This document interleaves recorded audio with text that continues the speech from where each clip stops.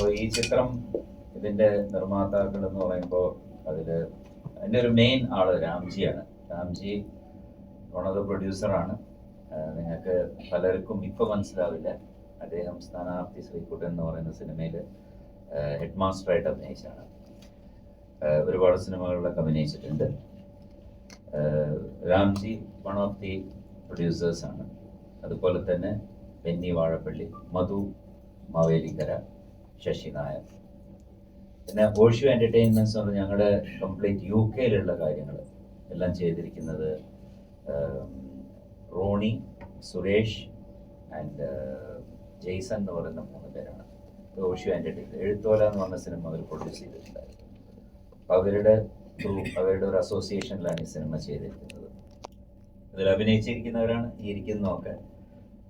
കവിത, ഗീതിക തിവാരി, ഹേമന്ത് മേനോൻ, പിന്നെ ഞാൻ ശങ്കർ, രാംജി, പിന്നെ ആതിര. ഇവരെല്ലാവരാണ് ഈ സിനിമയിൽ. പിന്നെ കുറച്ച് പേരുണ്ട് ഇവിടെ വന്നിട്ടില്ല. പ്രവീണുണ്ട്, പിന്നെ ഒരു ആഷ് ഉണ്ട്, കിരൺ ഉണ്ട്, മനു കൃഷിങ്കിലുണ്ട്. അപ്പോൾ നമ്മുടെ എത്താൻ സാധിച്ചിട്ടില്ല. അവരൊക്കെ UK അപ്പോൾ ഇത് എറിക് എന്ന് പറയുന്ന സിനിമ 6-ാം തീയതി റിലീസാവുന്നു. അതിൻ്റെ ട്രെയിലറും ഒരു സോങ് ഒക്കെ ഇറങ്ങിയിട്ടുണ്ട്. നിങ്ങളൊക്കെ കണ്ടു കാണും എന്ന് വിശ്വസിക്കുന്നു. ഇനി നിങ്ങൾക്ക് എന്താ വെച്ചാൽ ചോദിക്കാം.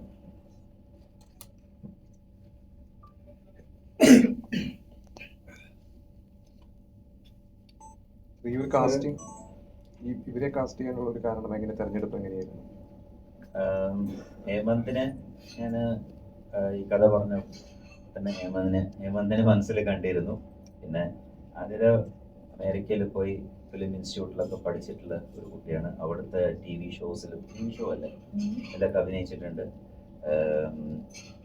കവിത, ഞാൻ ഗീതിക തിവാരിയുടെ ഹൈറ്റിന് ചേരുന്ന ഒരാൾ വേണമെന്ന് അങ്ങനെയാണ് കവിതയിലേക്ക് എത്തിയത്. പിന്നെ രാംജി ഇതിലൊരു നല്ല വേഷം ചെയ്തിട്ടുണ്ട്. ഇതൊക്കെയാണ് അതിൻ്റെ കാരണം. എന്താ ഇത് 4ാമത്തെ സിനിമയാണ് ശരി. ഞാൻ ആദ്യം ചെയ്തത് വൈറസ് എന്ന് പറയുന്ന ഒരു സിനിമയാണ്. അത് കുറെ മുമ്പ് ചെയ്തതാണ്. അതിന് ശേഷം കേരളോത്സവം 2009 എന്ന് പറഞ്ഞ സിനിമ ചെയ്തു. പിന്നെ മണൽ നഗരം എന്ന് തമിഴിലൊരു സിനിമ ചെയ്തു. ഇപ്പൊ ഈ ലാസ്റ്റ് സിനിമ എറിക്. ഇത് ഹൊറർ എല്ലാവർക്കും ഇഷ്ടമാണല്ലോ. ഹൊറർ കുറേ കൂടി നമുക്ക് വിഷ്വലി ഒക്കെ കുറെ ചെയ്യാൻ പറ്റും. പിന്നെ ഇത് മുഴുനീളം നമ്മൾ ലണ്ടനിൽ ഷൂട്ട്. ഈ ഒരു കഥ അങ്ങനെ വന്നപ്പോൾ ഈ കഥ എനിക്ക് വളരെയധികം ഇഷ്ടപ്പെട്ടു. അപ്പം ഞങ്ങളത് വർക്ക് ചെയ്ത് വന്നപ്പോൾ ഇതിനൊരു സാധ്യത തോന്നി. അങ്ങനെയാണ് ഞാൻ ഈ സിനിമയിലേക്ക് വരുന്നത്. പിന്നെ അത് ലണ്ടനിൽ ഷൂട്ട് ചെയ്യുക എന്ന് പറയുന്നത് അത്ര ഈസി ആയിട്ടുള്ളൊരു കാര്യമല്ല. അപ്പം ഞങ്ങൾ ആകെ കൺഫ്യൂസ്ഡ് ആയിരുന്നു. അത് വേണോ വേണ്ടയോ, ഈ സിനിമ ചെയ്യാൻ പറ്റുമോ, ലണ്ടനിലൊക്കെ പോയിട്ട് ഷൂട്ട് ചെയ്യാൻ അതിൻ്റെ എക്സ്പെൻസും കാര്യങ്ങളും ഒക്കെ നോക്കുമ്പോൾ പിന്നെ ഒരുപാട് വിസ ഫോർമാലിറ്റീസ്. പക്ഷെ ഞങ്ങൾ വർക്കൗട്ട് ചെയ്ത് വന്നപ്പോൾ എല്ലാം സംഭവിച്ചു. അങ്ങനെ മുന്നോട്ട് പോയി. 6-ാം തീയതി റിലീസ് വരയ്ക്ക് എത്തി. ഇത് കാണും എന്ന് തോന്നുന്നു. ഒരു സോങ് റിലീസ് ചെയ്തിട്ടുണ്ട്. ആ സോങ്ങിൽ ഞാൻ ഒരു സോങ്ങിൽ, അതൊരു ടൈറ്റിൽ സോങ് ആണ്, അതിൽ ഞാൻ അഭിനയിച്ചിട്ടുണ്ട്. അല്ല, ആക്ച്വലി ആ ഒരു ഫിലിമിന്റെ കഥ പറയുന്ന ഒരു സോങ് ആണത്. അപ്പൊ ആസ് എ ഡയറക്ടർ ഞാൻ വിചാരിച്ചു ഞാൻ തന്നെ അഭിനയിക്കാം. പിന്നെ ഒരുപാട് നല്ല ഗാനങ്ങളിൽ ഞാൻ പണ്ടും അഭിനയിച്ചിട്ടുണ്ട്. അപ്പൊ അതുകൊണ്ട് അഭിനയിക്കാന്ന് വിചാരിച്ചു. സാർ പറഞ്ഞു UK-ലാണ് ഇതിന്റെ ഭൂരിഭാഗം സീനുകളും ചിത്രീകരിച്ചെന്ന് പറഞ്ഞു. എന്തുകൊണ്ടാണ് അങ്ങനെ ഒരു തീരുമാനം? ഇവിടുന്ന് വിട്ടിട്ട് കഥയുടെ ആവശ്യം? കഥയിൽ അത് ഡിമാൻഡിങ് ആണ്. ഒരു ഫോറിൻ കൺട്രി, UK ആവണമെന്നില്ല, ഏതെങ്കിലും ഒരു ഫോറിൻ കൺട്രിയിൽ ആ സിനിമ എടുക്കാൻ പറ്റുള്ളൂ. ബിക്കോസ് അതിൽ പല കാര്യങ്ങളും അങ്ങനെയാണ് വരുന്നത്. പിന്നെ ഒരു വിഷ്വൽ ഡിഫറൻസിന് നമ്മളിപ്പോൾ ഇവിടെ എടുക്കുമ്പോൾ നമുക്ക് നമ്മുടേതായിട്ടുള്ള എല്ലാ സിനിമയിലും കാണുന്ന ഒരു വിഷ്വലല്ലേ നമുക്ക് ചെയ്യാൻ പറ്റുള്ളൂ. അപ്പോൾ ആ ഒരു ചേഞ്ചിന് വേണ്ടിയാണ് ചെയ്യുന്നത്. അതും കൂടി ഒരു കാരണമാണ്.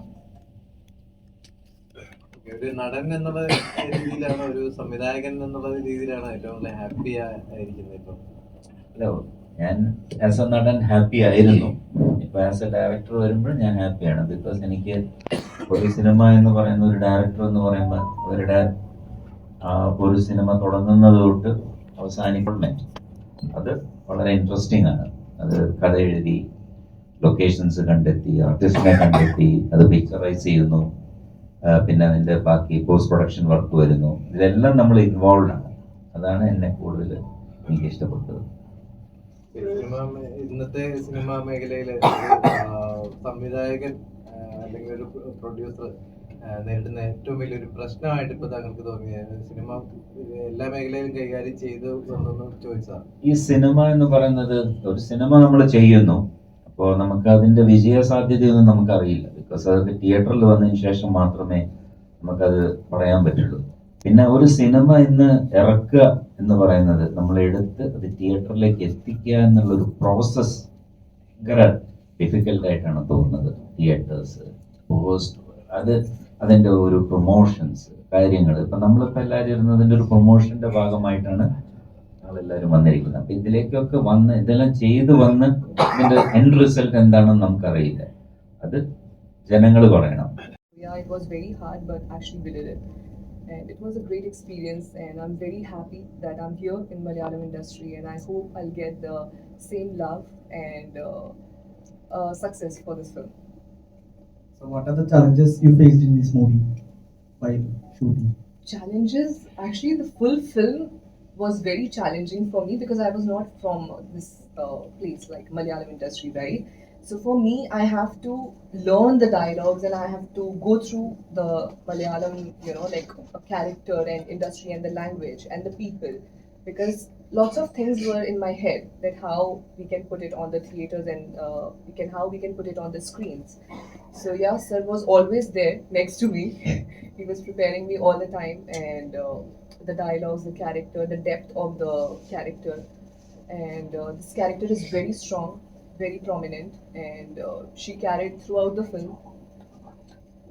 And this film is actually unique for me. ഒരു കുട്ടിക്ക് ഒരു ഇല്യൂഷൻ ഉണ്ടാവുന്നതും കാർ വാങ്ങിച്ചതിന് ശേഷം അതിൻ്റെ പിന്നാലെ അന്വേഷിച്ചവിടെ പോകുന്നതും അതൊന്ന് കണ്ടുപിടിക്കുന്ന കുറേ കാര്യങ്ങളാണ്. പക്ഷെ നമ്മളൊരു സിനിമയാക്കുമ്പോൾ നമുക്ക് അതിൽ കുറേ മസാലകളും കാര്യങ്ങളൊക്കെ വേണമല്ലോ. അതെല്ലാം നമ്മൾ ഇരുന്ന് ഒരു കഥയുണ്ടാക്കി ഒരു ഇൻസ്പിറേഷൻ അത്രേ ഉള്ളൂ. സാർ അഭിനയിച്ച മോർച്ചറി എന്ന് പറഞ്ഞൊരു സിനിമ ഉണ്ടല്ലോ, അതെ അതെ, അതും ഇതുപോലെ നടന്ന ഒരു ഇൻസിഡന്റിനെ ബേസ് ചെയ്തിട്ടാണെന്ന് കേട്ടിട്ടുണ്ട്. അത് റിയൽ ട്രൂ ഇൻസിഡന്റ് ആണ്. മെഡിക്കൽ കോളേജ് ഇത് നമ്മൾ